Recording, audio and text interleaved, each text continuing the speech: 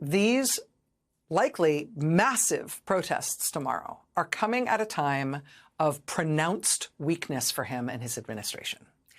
And I think the mainstream media doesn't always talk about this. I think one of Trump's great geniuses, sort of one of the things he's actually truly great at, is getting them in his presidency, have just kind of slipped by and not made the headlines. But I think if you're being real and you take a wide aperture look at what's going on with him right now, that's the pretty obvious bottom line. I mean, here's just one piece of that. So today's Friday. Usually every Thursday, we get the jobs numbers, right? We get the jobless claims. We're not getting that now, apparently because of the government shutdown. The first Friday after the shutdown started, they reportedly had that jobs report ready to go and they could have released it, but they didn't for some reason. That's not exactly a sign of strength. Private sector job indicators around the same time, payroll data and stuff, indicated that the jobs numbers right at the start of the shutdown might actually be horrific numbers. And so who knows, maybe that influenced Trump's decision about not allowing that data to be released, even though they had it right at the start of the shutdown. We'll never know, right? Before the shutdown, Trump fired the head of the Bureau of Labor Statistics when the jobs numbers started looking really bad. Well, now Trump has quietly withdrawn the nomination of the guy he picked to replace the head of the Bureau of Labor Statistics. He's withdrawn that nomination and nobody new has been named for that job. Trump has also quietly just withdrawn his nomination for the person he wanted to put in charge of veterans benefits at the VA. That nomination has been pulled as well. Trump has also quietly just withdrawn his nominee for a senior oversight position at HUD. That nomination's been pulled as well. Trump has quietly just withdrawn his nomination for the person he wanted to be ambassador to Serbia. That's gone now, too. Trump has quietly just withdrawn his nomination to lead the CFTC, the Commodity Futures Trading Commission. That nominee then posted online about Trump donors telling him to, quote, rectify, meaning spike, a CFTC case against them, against the Trump donors. He says he refused to do that, and he says that's why his nomination was pulled. Trump's deputy White House chief of staff just quit and left. Birthday celebration. How come all these people are being pulled? How come all these nominations, controversial for one reason or another, are all just being yanked? Can't stand the bad press? Can no longer take it, political capital-wise, to have unpopular or problematic nominees pushed through the news cycle? You don't feel strong enough to bear that brunt anymore the way you used to? Today, this was a large protest on the lawn at the main campus quad at the University of Virginia. This is the protest there today with students and faculty and staff telling the UVA administration that they should refuse to sign this deal with the devil compact with the Trump administration to supposedly get special preferences in federal funding if you agree to Trump's ideological strictures on your academic freedom. This was the protest today at UVA, telling the UVA administration, don't you dare, do not sell us out, don't you sign that thing. This was today. And then this, tonight, was the statement, in fact, released by UVA's president, saying, okay, we're not doing it. We have told the Trump administration no. Remember when it was just Harvard standing up and all the other universities were too intimidated to say no? Well, now even the ones that caved before or that signed deals before with Trump, places like Brown University, even those schools have now learned that maybe signing deals with Trump is not a good idea. Trying to appease him, trying to stay on his good side is folly. It just shows weakness. It invites him to come back and bully you some more. And so in quick succession, we have seen MIT and Brown and Penn and USC and now UVA as well. They've all told the Trump White House, no, we're not doing it. We're not signing on to your little compact to restrict our academic freedom and our ideological freedom of movement in order to try to keep you happy. No, we are not doing it. We have learned our lesson. Forget it. The Pentagon press corps, all the real reporters at the Pentagon, even the ones from Fox News, this week all walked out in unison, telling Trump, no, we're not going to do it either. We're not going to agree to just write down what you tell us instead of doing actual journalism. No, we are not doing it. They walked out in unison, en masse. They told him no. In Chicago, we're seeing spontaneous protests in every city, neighborhood, and in every suburb against Trump's apparently untrained, totally out of their depth paramilitary dress-up immigration agents who, among other things, are now regularly tear-gassing Chicago police officers.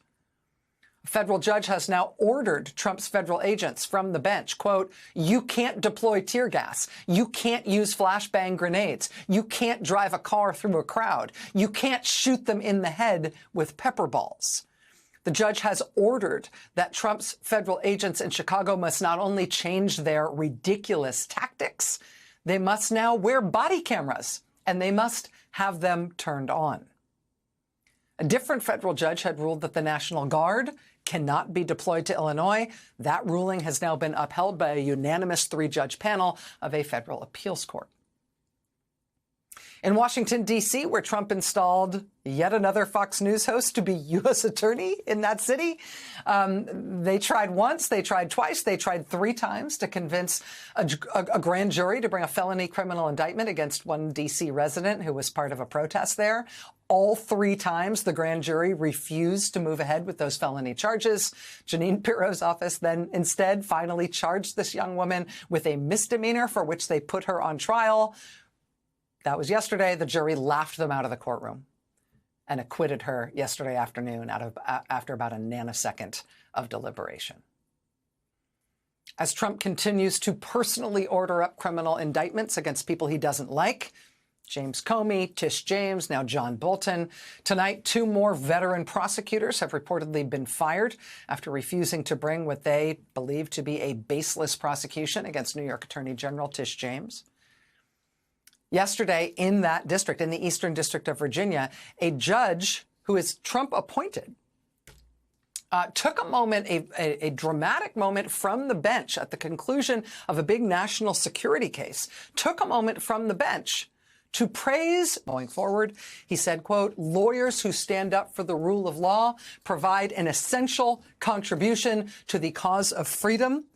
The judge said, quote, "What makes our country great is that we are a free country, and our great nation serves as a beacon for freedom around the world. But freedom and the rule of law necessarily go hand in hand. You cannot have one without the other." Again, a Trump-appointed judge making very pointed comments from the bench at the conclusion of a national security case in EDVA. That comes in the wake of another Trump-appointed federal judge issuing just a rip-snorting opinion, not only blocking Trump from sending troops to Portland, but really eviscerating him in very sharp language for even having the temerity to try it.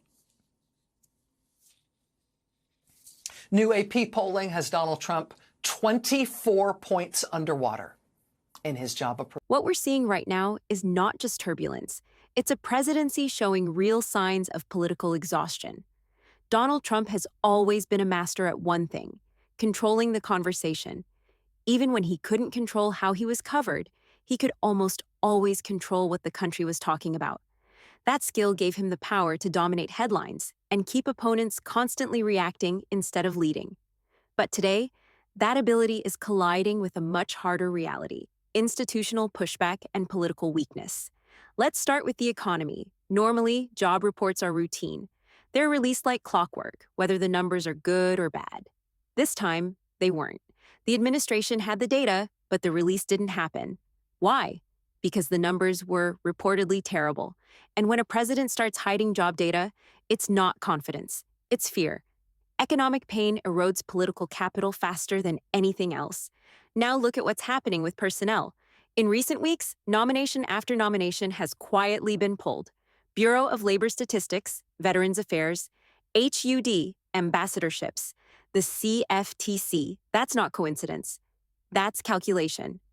When a White House has strength, it fights to push through its picks. When it's weak, it cuts its losses. Withdrawing nominations en masse is a silent admission. We can't win these fights anymore. Meanwhile, outside Washington, institutions are starting to push back. Harvard was the first major university to refuse Trump's proposed compact, an agreement to accept federal funding in exchange for ideological restrictions. At first, others stayed quiet. Now, MIT, Brown, Penn, USC, and UVA have all followed. Institutions only do this when they believe the president can no longer punish them effectively. That's a shift in the power balance. Even the Pentagon press corps walked out, including Fox News reporters, refusing to participate in a staged briefing. That doesn't happen when the executive branch looks strong. That happens when journalists sense the president needs them more than they need him. The judicial branch is another flashing red light. Federal judges appointed by Trump himself are now ruling against him in high-stakes cases. They've blocked deployments, rebuked his legal strategies, and spoken openly about the importance of the rule of law. When your own appointees stop acting like loyalists, your leverage evaporates fast. On the ground, protests are growing. Federal agents are clashing with local police, not just demonstrators. That's a sign of legitimacy fraying. Judges are imposing body camera requirements on federal officers and restricting their tactics. Grand juries are rejecting the administration's prosecutions. This isn't isolated chaos, it's systemic resistance. Put the pieces together and the picture is clear. Trump can still dominate the conversation, but he's losing the power to shape outcomes. His old weapon, fear, is losing its edge. And once fear fades, control follows. A presidency built on pressure is starting to run into the one thing it can't control: pushback from every corner of the system.